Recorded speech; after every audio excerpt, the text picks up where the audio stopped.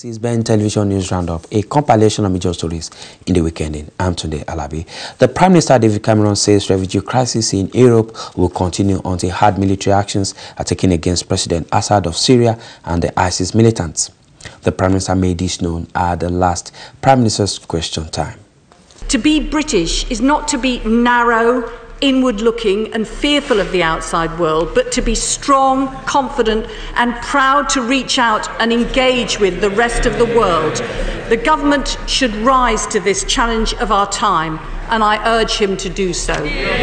I agree with every word of what she's just said, and I would say that Britain, uniquely amongst countries in the world, actually meets our 2% NATO spending target, so we can play a role in terms of defence and helping to secure these countries, and we reach our 0.7% GDP of spending on aid. No other country in the world meets those two, major country in the world meets those two targets, and I'm proud that we do. She talks about going to the causes of these crises, and she's absolutely right about that. We have to be frank, particularly the Eastern Mediterranean crisis is because Assad has butchered his own people and because ISIL have in their own way butchered others, and millions have fled Syria. And we can do all we can as the moral humanitarian nation at taking people and spending money on aid and helping in refugee camps, but we have to be part of the international alliance that says we need an approach in Syria, which will mean we have a government that can look after its people. Assad has to go, ISIL has to go, and some of that will require not just spending money, not just aid, not just diplomacy, but it will on occasion require hard military force. I asked the Prime Minister about the refugee crisis. This is the largest movement of people across Europe since the Second World War. Within just 1 month, over 50,000 refugees arriving in Greece and thousands more setting off on foot to go from Hungary to Austria. The Prime Minister committed on Monday that we would accept 20,000 Syrian refugees over the next 5 years. But for these people, 2020 must seem a lifetime away. Can he tell the House how many will be allowed to come to the UK by the end of this year? First of all, Mr. Speaker, before I answer the Right Honourable Lady's question, I'm sure the whole House will join me in paying tribute to her 28 years of front bench service as it potentially comes to an end this week. She has served with distinction in both opposition and government. Twice she stepped into the breach as her party's acting leader. Never an easy job, but she's carried it out with total assurance. She's always been a robust adversary across these dispatch boxes and a fierce champion for a range of issues, most notably women's rights, where she's often led the way in changing attitudes in our country for the better. And although we haven't always seen eye to eye, she has served her constituents, her party and this House with distinction from the front bench, and I wish her well as she continues to serve this House and our country from the back benches. Turning to the specific issue she raised, she's absolutely right. This is the biggest crisis facing Europe. We have to act on all of the areas that she mentions. We have to use our head and our heart. We've committed to taking 20,000 people. I want us to get on with that. There's no limit on the amount of people that could come in the first year. Let's get on with it, but let's recognise we have to go to the camps, we have to find the people, we have to make sure they can be housed, we have to find schools for their children, we have to work with local councils and local voluntary bodies to make sure that when these people come, they get a warm welcome from Britain. Harriet Harman.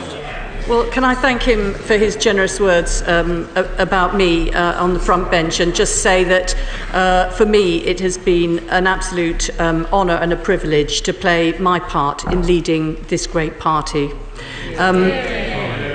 We have to do all those things that he set out in relation to the refugees, but we still do need to know, and we need to have a commitment about the number that we will take this year. This is an urgent crisis.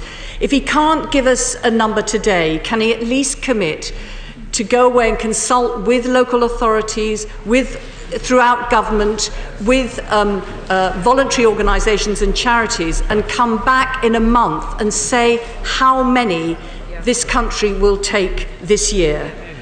It's welcome that the Prime Minister has said we will take in Syrian refugees from the camps in the region, but he's ruled out those who've already made it to southern Europe. We understand that his argument is not wanting more people to put themselves in danger, but we've got to deal with the reality, and the reality is that there are already thousands, including thousands of children without their parents, who have arrived in Europe. Save the Children have proposed that we take 3,000 of them into this country. Surely we should be playing our part to help those most vulnerable children, even if they are already in Europe. Will he reconsider this? Well, first of all, on the number we can achieve over the coming year, we have a meeting on Friday, the first meeting of the committee that's going to be jointly chaired by the Home Secretary and the Community Secretary. At that meeting, we want to invite representatives of the LGA, Local Government Association, and possibly some of the voluntary bodies as well, to make sure we can plan, because it's, of course, one thing to give a commitment to a number, whether it's the 20,000 that I think is right or something else. It's another thing to actually make sure you can find these people, get them here, and give them a warm welcome. I hope now the whole country can come together in making sure we deliver this effort properly.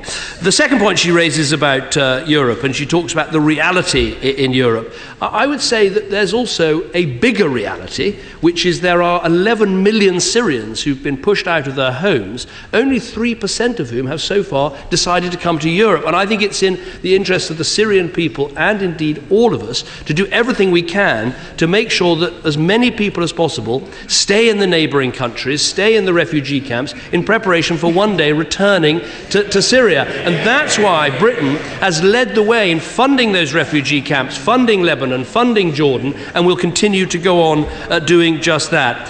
European Commission Chief Jean-Claude Juncker has called for the resettlement of 160,000 refugees across the 28 member states. Mr. Juncker said that Europe must come up with a permanent asylum mechanism to cope with future refugee crises. Even as European lawmakers gathered in Brussels, the flow of refugees onto Europe's shores continued. 2,500 migrants were taken from Greek islands to the mainland Wednesday. The total number of arrivals is approaching 500,000. In an emotive State of the Union address, European Commission President Jean-Claude Juncker said it was time for Europe to rally. The numbers are impressive.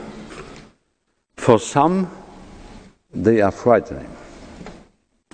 But now is not a time to take fright. It is a time for bold, determined, concerted action by the European Union, by its member states and by its institutions. Greece, along with Italy and Hungary, says it is overwhelmed by the number of new arrivals. We are proposing a second emergency mechanism to relocate a further 120,000 people from Italy, Greece and Hungary. This has to be done in a compulsory way. Juncker went on to announce measures to try to combat the causes of the refugee crisis. An emergency trust fund, starting with 1.8 billion euros from our common EU financial means to address the crisis in the Sahel and Lake Chad regions, the Horn of Africa and the North of Africa. We want to help create lasting stability. Horrific images of drowned migrants have sparked Europe into action. The EU must act to prevent refugees having to take such risks, says Amnesty International. For the whole of Europe, we're saying roughly 300,000 at least of resettlement places. Also other forms of routes, humanitarian visas, for example, more places for family reunification. Amnesty says the entire structure of Europe's asylum process needs rebuilding. We need to get rid of this notion that only the border countries are responsible for processing and dealing with refugees. And a very important proposal that we have is that we need to see freedom of movement of people once they have been found to be refugees. The redistribution of some refugees has already begun. These Iraqi and Syrian nationals were transferred from Germany to France Wednesday. But Britain and many Eastern European countries have rejected the idea of compulsory quotas of refugees. Meanwhile, Austria and Hungary have seen a sharp rise in migrants crossing their respective borders overnight. The two countries are now in the forefront of Europe's refugee crisis. European Commission Chief Jean-Claude Juncker has called on EU states to take in thousands more refugees. And I don't know what's going on. I don't tell that people are so messy right here. Okay, they wait so much long, like 5-6 hours, and I don't know. My work here just to translate between the police and the people, and also the other work I need to prepare to speak with the people who live here and have enough money and rich people to bring the food for the people who don't have. The refugee crisis in Europe has become worrisome, and some EU states are opposing EU Commission to take in more refugees based on quota system. We are here to monitor the situation, to evaluate the needs of migrants, to find out where is the best place to distribute the humanitarian aid from Slovakia. I'm working here. These brothers and sisters are coming from Balkan and coming to Europe. This is refuge from Syria, from Afghanistan, from Iraq, everywhere.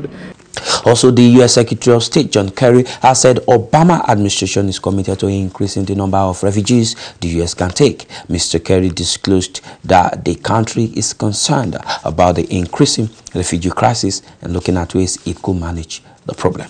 As Syrians and other refugees pour into Europe, the U.S. is considering how to step up its response to the growing humanitarian crisis.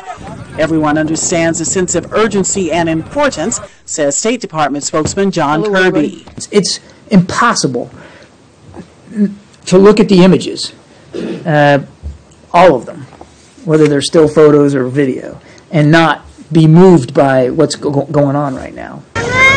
The State Department says Secretary Kerry has proposed increasing the number of refugees that can be admitted to the U.S. above the current ceiling of 70,000. The U.S. response has not remotely kept pace with the refugee crisis in Europe and the Middle East, says Kathleen Newland, who spoke via Skype. So if we were to up our number to, say, 100,000 a year altogether, we could easily accommodate 35 or 40,000 Syrians. The United Nations wants the U.S. and other Western nations to take in 130,000 Syrians by the end of next year. The U.S. has already contributed a total of over $4 billion in humanitarian aid to help Syrians affected by the country's civil war and committed to raising the number of Syrians settled in the U.S. to 1,800 by the end of the month.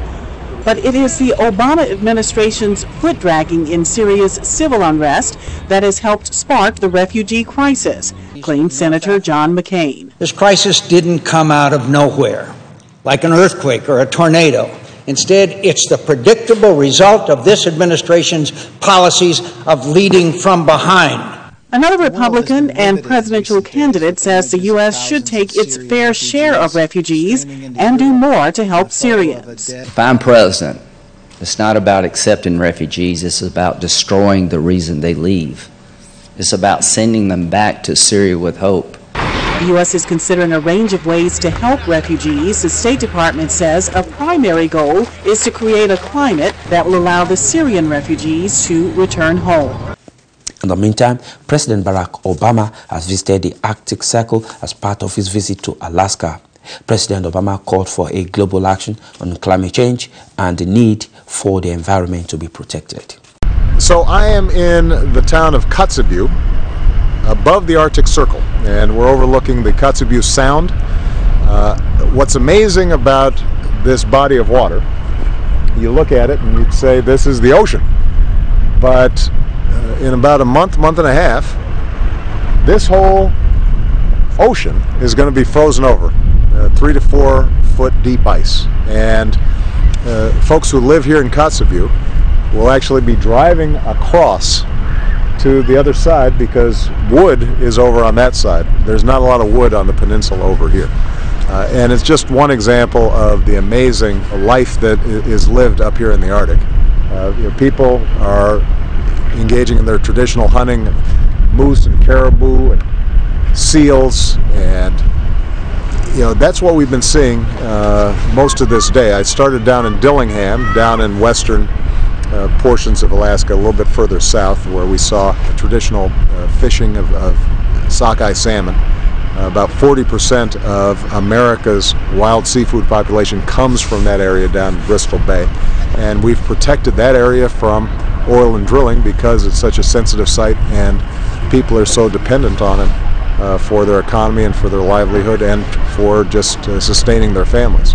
I think that everybody who has a chance to come up here will marvel at the incredible natural beauty of the state of Alaska, but the reason we're here in particular is to describe in real concrete terms what's happening with climate change.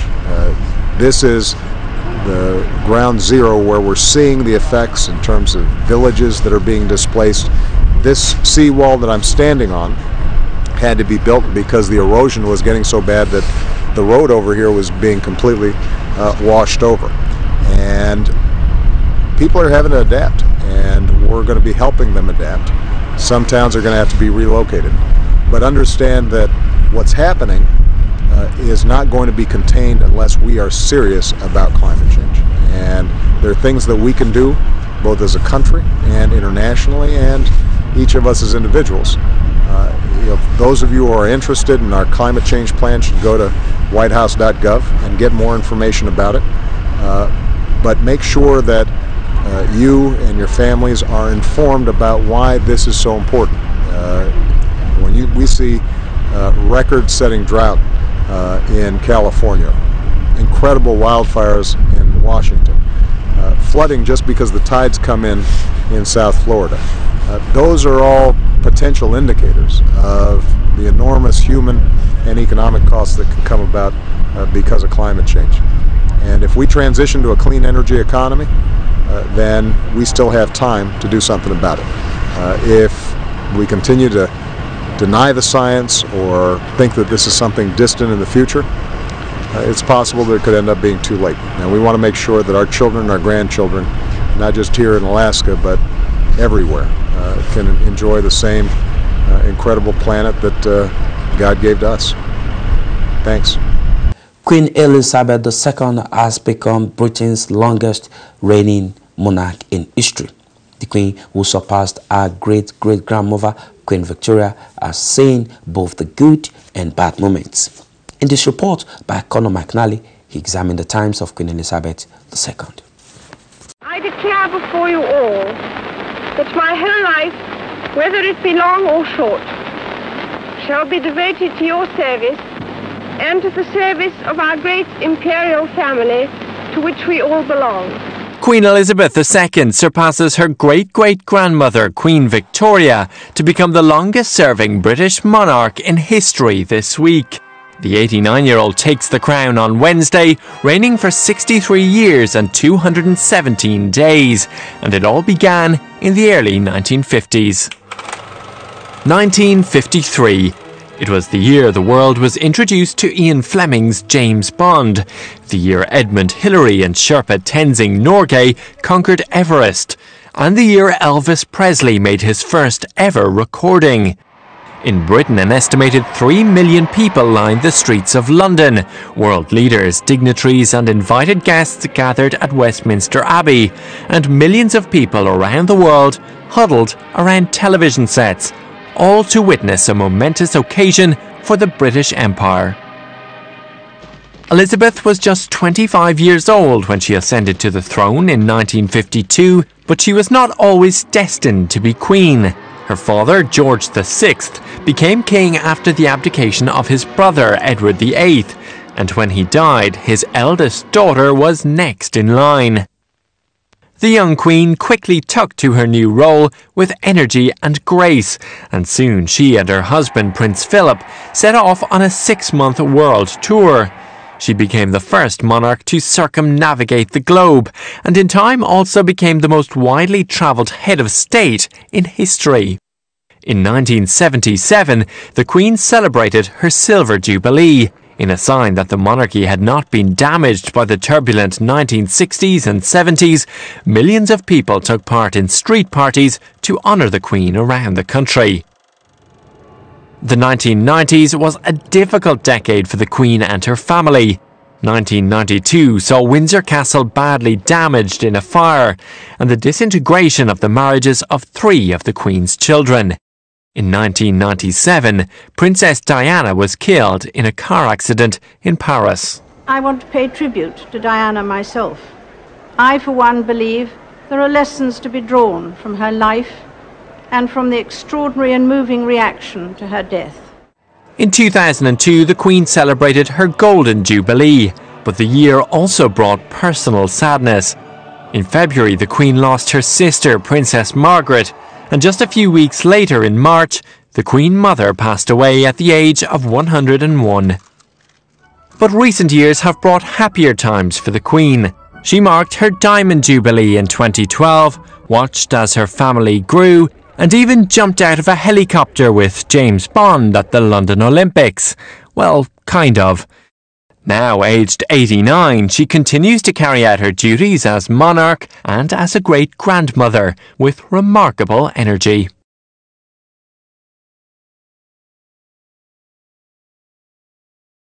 With that story, we conclude the news roundup for this week. Thank you for being part of the program. I'm Tony Alabi, and to have a very good week ahead of you.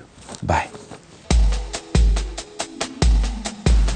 As part of our continued efforts to reach the African and other ethnic communities in the United Kingdom with greater impacts and create the platform to hear your silent and unheard views in this hugely growing community in the United Kingdom, our channel, Ben TV, presents to you another live current affairs television program.